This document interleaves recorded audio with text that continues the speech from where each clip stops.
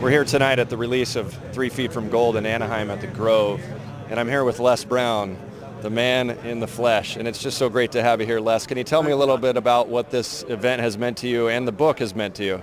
It's meant a great deal to me because when you get an opportunity to be around people like Bob Proctor, who has had a tremendous impact on my life, and when you look at the work that he's been doing that is in alignment, and he was mentored by Napoleon Hill and Earl Nightingale and Mark Victor Hansen and T. Harv Eckert, I felt so humbled, first of all, being on the stage with these guys who have so much more going for them. But this place, this is a sacred place for me because I'm a product of the message of what's possible for a person when they're exposed to positive role models and a positive message that can transform their thinking. Well, it sounds like you're a humble servant of the flow. Can you share a little bit about what that means to you?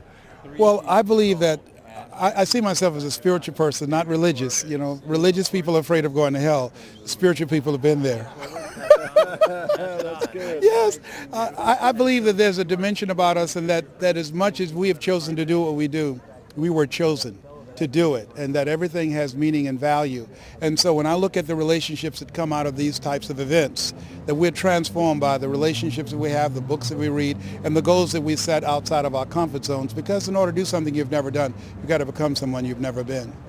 Any comments on becoming that person? How do you do that? I think it's a constant struggle. George Bernard Shaw, at the end of his life, was asked the question, if you had it in your power to come back and be anyone throughout history. He paused for a moment and said, I'd like to become the man I never was. And here's a guy who had accomplished a great deal and was recognized around the world for his life of contribution. And I believe that we are always struggling to get to that next level. I don't think we ever really get there. Les Brown, thank you so much. It's a pleasure. Thank you for who you are and the light that you're bringing.